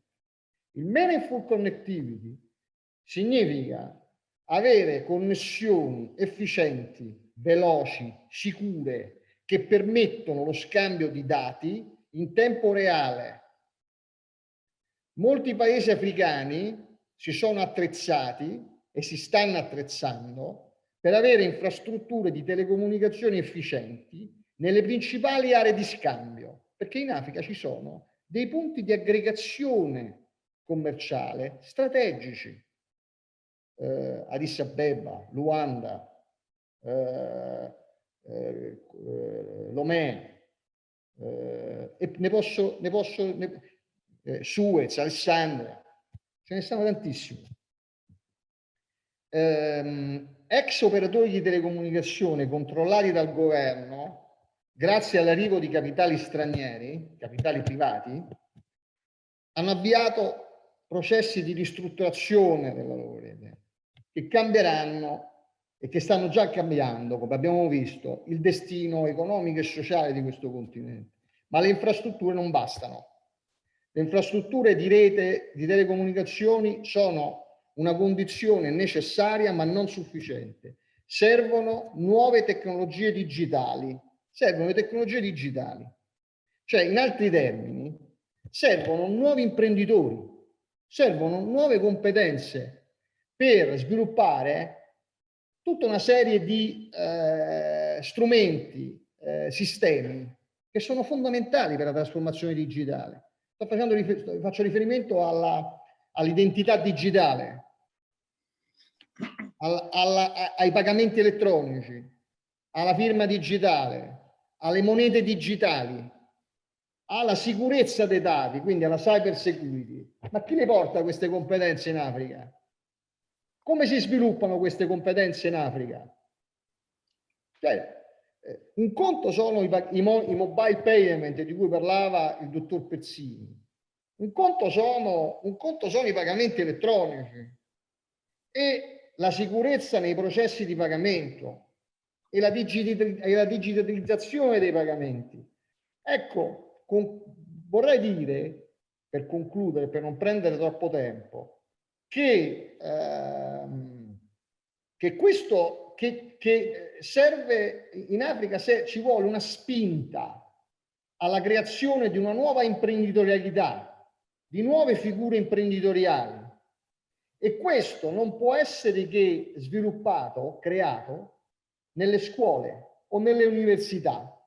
Non c'è dubbio, non c'è un'alternativa. Ovvero le scuole e le università in Africa devono essere i luoghi dove si sviluppa questa nuova imprenditorialità e dove vengono sviluppate queste nuove tecnologie e vengono portate queste competenze. È in questo contesto che i4Impact gioca un ruolo fondamentale, a mio avviso, per l'Africa. Essenziale. Perché porta tecnologie, competenze, visione da quello che è un mondo che non è per niente sviluppato sul digitale, perché noi parliamo di trasformazione digitale dell'Africa e non parliamo della trasformazione digitale in Italia. A me non mi pare che l'Italia sia un paese da questo punto di vista avanzato, così come non è avanzato neanche la Francia, neanche l'UK e neanche la Germania. C'è tutto un percorso di costruzione e di sviluppo anche qui, tant'è vero che si stanno mobilitando enormi investimenti. Però ecco, l'Africa rispetto all'Europa, grazie alla trasformazione digitale e grazie al lavoro che possono fare istituzioni come i4Impact, e diciamo di matrice universitaria, di formazione, può veramente diventare la piattaforma logistica più strategica a livello mondiale. Grazie Presidente Ottati, grazie molte per il suo intervento e per gli spunti. Siamo un po' in ritardo, per cui chiedo a chi adesso chiamerò di essere veramente conciso, 2 battute in modo poi da vedere se ci sono alcune domande e lasciare poi la parola al direttore Pezzini per le conclusioni. Invito ad aprire il microfono Tana Anglana, che è membro del Consiglio Nazionale della Cooperazione e del Summit Nazionale delle Diaspore, anche per chiedere a Tana un contributo in questo processo, in quello di cui abbiamo parlato questa mattina, anche delle diaspore, immagino. Tana, sei con noi? Assolutamente sì, mi sentite? Sì, eccoti. Ti chiedo veramente la cortesia di essere sintetica, cercherò di farlo. Beh, innanzitutto però permettimi di salutare tutti e ringraziare gli organizzatori per avermi invitato anche a partecipare a questo dibattito così attuale e necessario. È vero, dovrei parlare del contributo delle diaspore nei processi di sviluppo, però ormai la letteratura in merito è molto ampia, così come lo sono le evidenze offerte anche già dai dati. Quindi vorrei piuttosto soffermarmi sul ruolo che le diaspore possono avere e l'influenza determinante nel processo di trasformazione tecnologica, ma soprattutto antropologica che stiamo attraversando e delle sue implicazioni nei processi di sviluppo. Abbiamo parlato di questa crisi pandemica come una crisi intensa e simmetrica, che ha però anche evidenziato i limiti e le responsabilità di paradigmi di sviluppo inadeguati. Quindi si tratta di entrare nel merito del cambiamento di un paradigma e di una rivoluzione totale. Io apprezzo molto gli stimoli che ci sono stati dati dall'ambasciatore Lobasso, perché vorrei vederli proprio in questa direzione. Quindi prima di affannarci nella ricerca di soluzione alla crisi, dovremmo impegnarci forse a riflettere anche su obiettivi, visioni e valori legati a un'innovata concezione di sviluppo umano, sociale ed economico. Quindi vorrei partire da una osservazione emersa dal mondo del settore privato, perché l'orizzonte a cui si punta è arrivare a società più competenti e per farlo servono delle contaminazioni e dei linguaggi comuni. La nuova frontiera della creatività umana punta l'attenzione sull'integrazione tra competenze digitali e competenze umanistiche, linguaggio, creatività, logica, filosofia. Ecco che quindi la competenza umana può diventare il fulcro di un'innovazione non più ossessionata dalla produttività, ma incentrata su un nuovo umanesimo, possibilmente. E in questo quadro l'elemento fondamentale sul quale secondo me vanno accesi i riflettori è proprio la ricchezza e la particolarità del capitale umano rappresentato dalle diaspore. Si tratta di persone che spesso hanno vissuto sulla loro pelle, oppure nella loro storia familiare, le contraddizioni dei modelli economici rapaci. Provate a chiedere a una diaspora qualificata cosa pensa del land grabbing, dei minerali conflittivi o della fast fashion, che spesso sono al cuore delle radici profonde della migrazione forzata. Quindi è molto probabile che dalla sua risposta emerga una condanna a questi approdi produttivi e con essa anche una visione diversa di sviluppo, di cui ci potremmo nutrire attraverso quell'ascolto stimolato dall'ambasciatore Lobasso. Non a caso, infatti, Serge Latouche definisce i migranti come naufraghi dello sviluppo. E proprio con questa consapevolezza spesso sono il motore della nascita di imprenditoria sociale più attenta alle comunità, alla transizione ecologica nei contesti di origine e all'innovazione tecnologica sostenibile, con una forte volontà di promuovere questo approccio nei paesi di residenza, ma di trasferirlo anche nei paesi di origine, come è stato fatto ad esempio attraverso il Covid-Free Anti-Pandemic Digital Toolkit, a cui hanno partecipato anche molte diaspore africane. In Italia ci sono tanti esempi, vorrei portare quello dell'Associazione Ingegneri Africani, il loro lavoro di scambio di competenze e di visioni qualificate ha portato a progetti in diversi paesi africani che sono testimonianza di una visione in cui la tecnologia è un mezzo e un'opportunità, ma solo se guidata dall'idea della centralità delle persone e dell'ambiente e della biodiversità anche circostante. Vedete, la scelta di migrare è di per sé permeata di competenze umane. Creatività, determinazione, coraggio. Chi ha una storia di migrazione personale o familiare è abituato a trasformare le avversità in opportunità. Ed è, per esempio, su questa determinazione che è nata anche la storia con cui vorrei concludere, una storia di migrazione che è diventata storia di innovazione, fatta di tecnologia e di sguardo a una comunità proiettata verso un futuro più sostenibile. È la storia di Chris Richmond Nzi, che ha fondato a Bologna la piattaforma digitale Migrants, l'ha dotata di strumenti che aiutano anche da remoto i migranti a realizzare il loro sogno professionale e imprenditoriale. L'idea della piattaforma è partita da uno di quei dati ormai acquisiti di cui vi parlavo poco fa, cioè i migranti contano all'incirca per il 3% della popolazione mondiale, ma contribuiscono per circa il 9% al PIL mondiale. E ci si è chiesti come fare a massimizzare ancora di più questo rapporto virtuoso. La piattaforma vuole essere una risposta concreta alla necessità di una gestione più ordinata e umana delle migrazioni in diversi contesti geografici, massimizzare l'impatto positivo che i migranti possono avere, rimuovendo però gli ostacoli sul loro percorso. Tutto questo attraverso l'opportunità offerta dalla digitalizzazione. Quindi l'innovazione tecnologica può rappresentare una grande opportunità per amplificare il potenziale delle diaspore, ma è l'implementazione politica e umana di questa opportunità che potrà fare davvero la differenza in diversi contesti. Investire in Italia e Africa in competenze umane impiegate nella trasformazione culturale dei processi di cooperazione, rimuovere gli ostacoli alla partecipazione, aprirsi all'ascolto delle diaspore per sviluppare politiche di equità e sostenibilità, garantire alfabetizzazione digitale e accesso alle opportunità che ne derivano. Perché la visione diversa e trasformativa delle diaspore è l'ingrediente, ma la loro piena inclusione nei processi di sviluppo è la ricetta, una ricetta per una cooperazione che abbia a cuore la crescita umana più di quella produttiva e nella visione di Amartya Sen la libertà dal bisogno. Vi ringrazio e spero di essere stata abbastanza sintetica. Grazie mille Tana, sei stata velocissima e molto efficace. Grazie anche per la citazione dell'esperienza di Migrants che conosco, abbiamo intervistato Chris un paio di anni fa, è veramente molto molto interessante e molto calzante con il tema di oggi, quindi davvero grazie. Now I would like to give the floor to James Moria, that is the founder of Empire. It's a Kenyan company operating in B2B digital payments, and so it's a perfect example of what we talk today. Massimo. Sì. Tu sei Frank però, non sei James. Esatto, se posso introdurre James mi farebbe piacere. Perfetto, Okay. tu sei il padrone di casa, ti lascio. Grazie. No.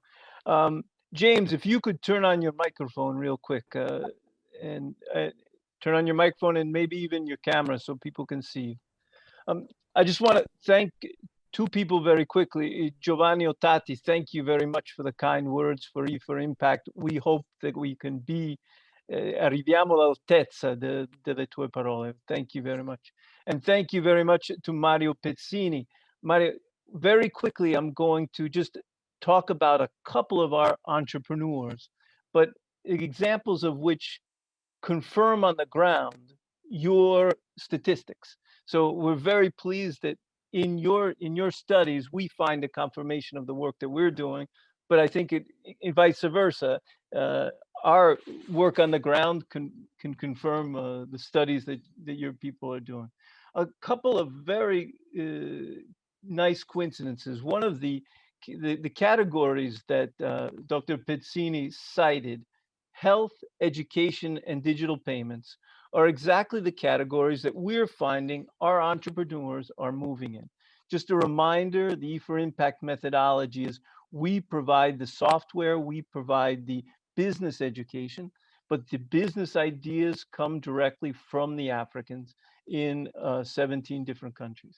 So and these business ideas are in those sectors which they feel are most important. And they're beginning to apply technology specifically to those sectors: health, education, agriculture, and digital payments. And these applications to these sectors are all in small business and growing business. So it's right on the money with what Dr. Pezzini was saying. Just before we go to James, just a few other examples. In healthcare, we've got two stunning examples of the use of technology. One is Toto Health, which is a remote diagnostic tool, a remote monitoring tool for pregnant women. So it allows them to have prenatal care over the course of their pregnancy without, in many times, making that arduous trip to the hospital to visit the doctor, which isn't always possible. He's been partnering with Microsoft. He has received investments from Safaricom. So he is very much inserted into the connectivity world of Kenya and is having a good go at it. Another fascinating company is Matibabu, and they're amazing. They invented the first blood-free instrument for diagnosing malaria. And he was nominated as one of the best innovative entrepreneurs by Time magazine, one of the top 50 in the world. And his application is running completely on a digital application, which allows the diagnosis of malaria without having to go into the hospital. In terms of agriculture, a couple of quick examples. There's a company called M-Farm, which they do digital monitoring of the market. This allows farmers to bypass the middleman, get a better price for the product, sell directly to someone who's offering a better price than their local broker. But it also enables them to access inputs at the best prices, which are most available. And you'd be amazed to see the number of agricultural inputs that travel on social media in Africa, and how Facebook is used to buy fodder for cattle. I mean, it's very much become the norm in areas which you wouldn't think would be digitalized. Another company that's come through our program is Lentera. What they were, it's interesting, is precision agriculture. So he's used a combination of Internet of Things and satellite imaging in order to apply it first to the cultivation of roses, but then all sorts of horticulture. And he's been very successful with that. On the education side, a couple of excellent examples. We have École au Sénégal, which is a web platform which was set up to support secondary school students. So it gives online lessons, it gives online tests, it can be used by the professors to give assignments to their students, and it's been inserted into many secondary schools in Senegal. Another digital entrepreneur in the education space is eCampus, and he uses artificial intelligence in order to be able to trace and identify strengths and weaknesses of students so that they can improve their academic performance, but he's also inserted this into companies so he can improve the efficiency and the productivity of their employees. So this is called eCampus. And then finally, if you hope James is on, because Mario said, Pezzini said something very, very interesting. Unlock the potential of fintech, and we know fintech is one of the most developed of the digital sectors in Africa, to the informal sector. This can be very, very powerful, and this is exactly what James is doing. So James, I don't see your microphone going on, nor do I see your okay, there he is, James. So James is his company is called Empeya, and he allows for the kiosks and the small businesses to accept digital payments. He's got over 9,000 customers right now, if my numbers are current, James. So I'll give you the floor. Go, James. Thank you very much, Frank. If you can allow me, I would like to share my screen.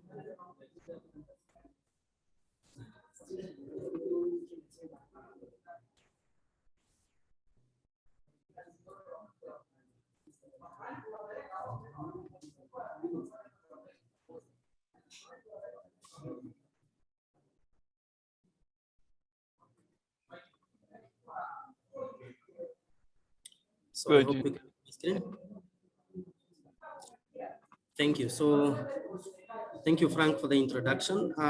As you shared that Empeya FinTech offers a digital payment solution for the non-digital economy within Africa.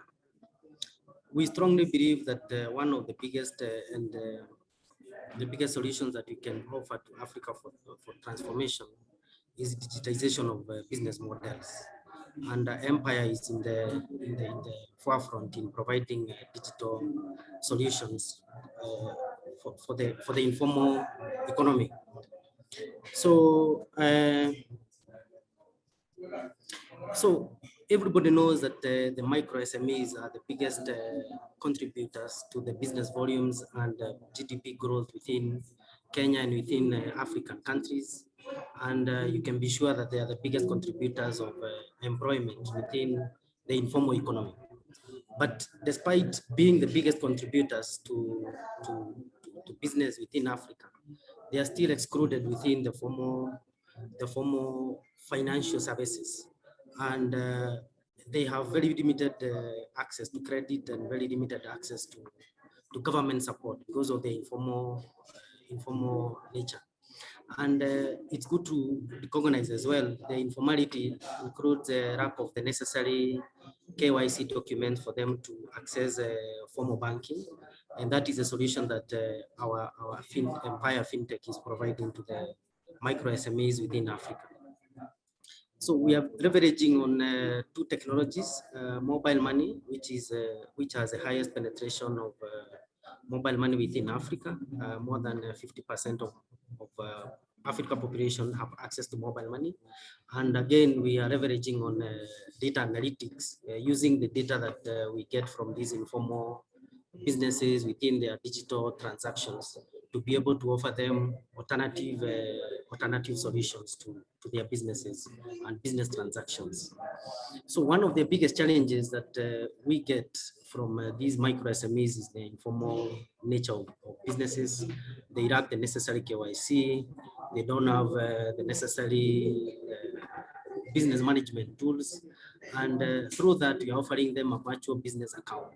This is a business account that is not attached to any bank, any formal bank, that runs within our FinTech platform, so that we can enable them to accept any digital or mobile money payments that is going to their business. As I shared earlier, more than 50% of the African population have access to mobile money. But the biggest challenge is to have that population to pay into a business that is informal in nature, and the regulation will not allow it to have a formal business account. So we offer them a virtual business account so that they can go to accept all their mobile and digital money payments within their businesses. Again, you realize most of those micro SMEs are excluded to the formal financial services that are offered by the banks. And one of the reasons that they're excluded is because they lack the necessary collateral to pledge for them to access formal loans. So the Empeya FinTech provides them through our data analytics platforms and custom credit scoring algorithms, we are able to offer them credit or working capital loans based on their transactions that are happening within the platform without necessarily providing the conventional collateral that the banks would require.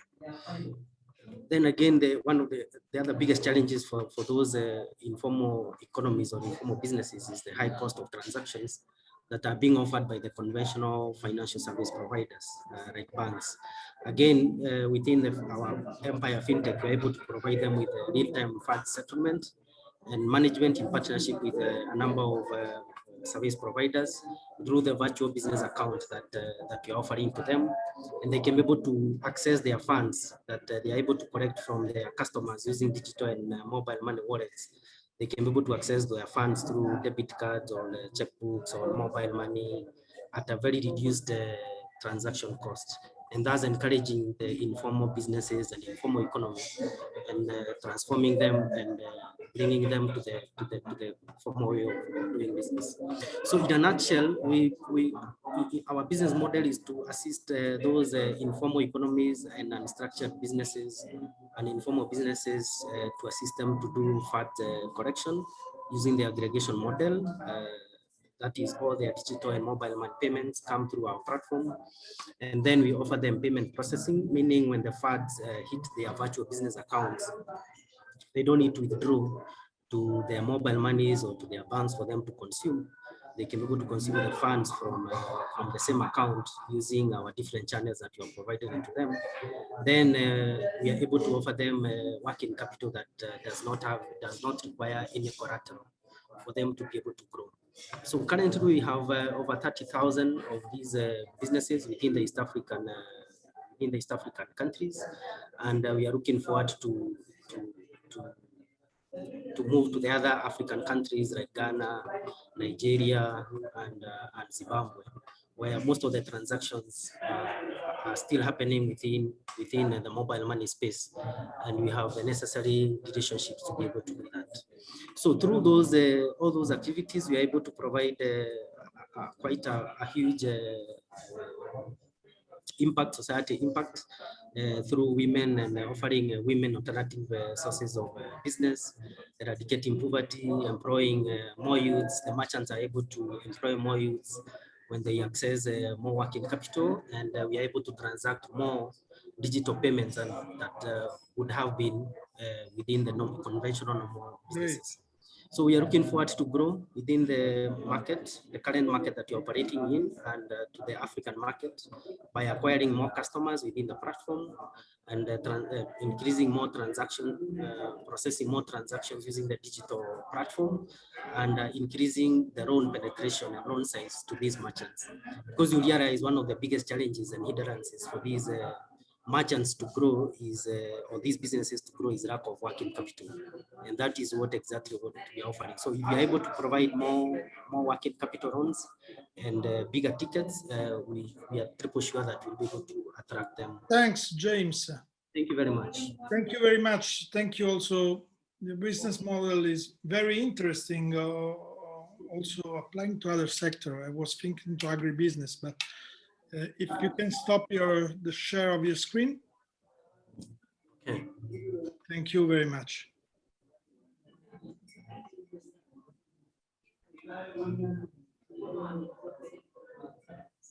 Dalla regia qualcuno lo può aiutare a interrompere la condivisione? Grazie.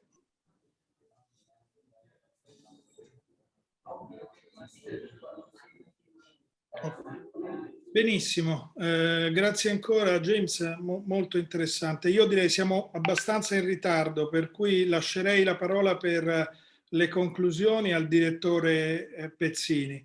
We are a little bit late, so I will give the floor to Mario Pezzini for the closing remarks. Thank you very much. Let me thank, of course, the organizer, E4 Impact Foundation, and the Ministry of Foreign Affairs for this very interesting debate. And extend my appreciation to Mario Molteni, obviously, to Fabio Petroni and his team, and obviously to Massimo. Acknowledge also the Vice Minister Marina Sereni for hers and the Ministry's long-standing support to the work on Africa, and in particular to the Africa Development Dynamic Report. I want to welcome the highly complimentary remarks by distinguished discussant and include, therefore, my 4 quick considerations. My first consideration, I will make it in English, is I cannot agree more with Giovanni Ottati on the emphasis on logistic, on connectivity, full total connectivity, and so on. A data overall, when you consider the cost of logistic and the impact they have on the price of African products, it counts 8 times what the tariff barriers count. So if you want to further create trade between countries, the real crucial issue is logistic, even before we enter in the matters of international treaty about free trade and so on. That's just a starting observation to say that today the importance of this matter cannot be stressed more. And guess what? Every year we organize with the African Union the African Economic Forum. And 2 years ago, the president of Ghana in our African Development Forum stand up and said, I would like to ask the Development Center and the European Union and ASET to study how infrastructure are done in Africa as they are done by different actors in different ways. And we would like to understand what are the matters that make it very successful and what are not. We start working, Arthur, which is with us, Ambassador Eudora, Arthur started working on 4 bridges done by Japan, by China, by European Union, and so on.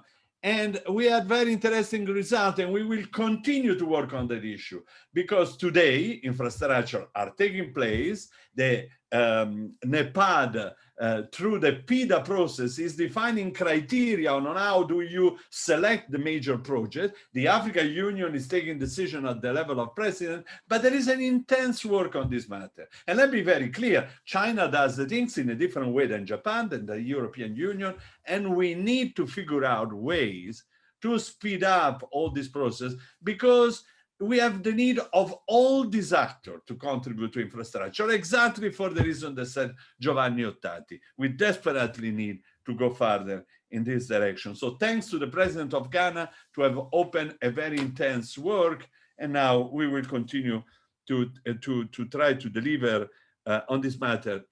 Because it's a matter of fact, we need in different way to help Africa to go further in the path it has already undertaken. Giovanni Ottati is right when he says international trade declined, foreign direct investment declined, GDP growth was very contained before the COVID. Giovanni Ottati spoke of a decline of foreign direct investment the last 10 years at least. So the general economy in the world was not working well even before the COVID. Therefore, we desperately need all this engine of growth that can appear in Africa and in Asia, in Europe, we hope, and so on. And that's why all the plan of recovery from COVID are so indispensable. The Biden one, but also the European one, probably integrated with national plans to go even further in this respect. This was my first point. My second point is, and then when we go micro, when we go to the type of sector, what should we privilege? Obviously, Italy has a tradition on energy and raw material and so far. And we should guarantee and continue on that direction. But there is also something more. There is a necessary cooperation efforts in the field of manufacturing. When I say cooperation, I don't mean aid, which is obviously part of cooperation, but it's not all. Mainly, I mean partnership. And in this respect, again, Giovanni Ottati is right when he says, look, artificial intelligence cannot be done only outside Africa, and then we bring the result in Africa. We need to do also in Africa efforts in this direction and create point of excellence. bisogna investire in queste aree, incluso in Africa. E uno dei modi tradizionali per farlo è anche di fare in modo che le imprese non africane che vengono si installino, facciano investimenti anche di qualità e usino quelle capacità create e sedimentate nel tessuto locale perché abbiano degli effetti moltiplicativi. Io non posso essere più d'accordo su questo. Poi c'è anche un altro aspetto però del manifatturiero, che è come si consolida la competitività delle piccole imprese, come le si riesce a mettere in rete, come si fa in modo che le piccole imprese siano come delle grandi imprese senza il tetto. E su questo Tana ha ragione, la diaspora. Io mi ricordo che in un periodo neolitico, quando io vivevo in Italia, avevo studiato i distretti industriali, la loro origine. Beh, non c'è mica sorpresa, molto spesso noi che eravamo un paese di grande migrazione, beh, accadeva che chi aveva lavorato all'estero riportava le skills con se stesso e poi costruiva le imprese, o se stessa, e costruiva le imprese. Quindi questa dimensione del manifatturiero è fondamentale. E noi siamo un paese con grandi tradizioni manifatturiere, e mi vergogno un po' da dirlo davanti a Mario e davanti alla Lombarda, cioè mi pare così evidente. Quindi noi abbiamo delle responsabilità in questo campo e si può fare di più. Una terza cosa che è apparsa dal dibattito e mi pare fondamentale è la questione della struttura urbana. Io mi ricordo quando in Emilia-Romagna si lanciò l'idea del... io sono mantovano, però ho lavorato spesso in Emilia-Romagna, del multipolar metropolitan system. L'idea era, vabbè, Bologna non cresce più di 500.000 abitanti, poi c'è Parma, c'è Reggio, c'è Modena, c'è Ferrara, possiamo creare un sistema metropolitano con tutti questi pezzi, e la regione decise che il teatro si faceva a Modena, la danza a Reggio Emilia, a Parma la lirica, a Bologna l'orchestra. E non a caso Reggio Emilia con 60.000 abitanti divenne il secondo posto di importanza in Italia per la danza. Quindi c'è un modo di essere metropoli che non implica il gigantismo e la congestione. Su questo abbiamo una riflessione, abbiamo una capacità. Sono molto contento che il Ministero degli Esteri abbia deciso di lavorare su questo tema con l'Africa, perché se il processo di urbanizzazione, come sfortunatamente nel 2009 la World Bank con il World Development Report aveva sembrato suggerire, sfortunatamente perché era una pessima idea, dovesse diventare un processo di grande megalopoli, soffriremmo tutti di questa conseguenza. Finisco su una questione che spesso appare nei nostri dibattiti, e la questione è quella dei valori. Già all'OCSE abbiamo paesi molto diversi, quali siano i valori comuni. Alle volte abbiamo dei valori molto più comuni con i paesi che non sono membri dell'OCSE di quelli che ci sono dentro. La questione dei valori alle volte nasconde dibattiti geopolitici che non hanno molto a che fare con i valori.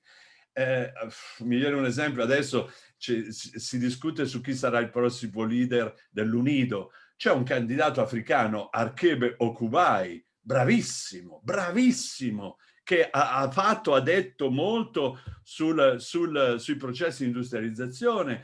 Cioè, molto spesso i nostri valori sono già comuni, sono già simili. Il punto non è tanto su limpiare i valori, ma fare delle azioni insieme e lanciare delle ipotesi di cooperazione insieme. Quindi mi rallegro molto perché sull'iniziativa di Massimo questo dibattito è stato estremamente fruttifero. Penso che l'Italia possa senz'altro giocare un ruolo molto più importante di quello che già importante gioca oggi, perché abbiamo anche una certa sensibilità interculturale, diciamo così, e quindi abbiamo la possibilità di lavorare con i nostri fratelli africani anche molto di più. Grazie a tutti. Grazie. Thank you, Ambassador.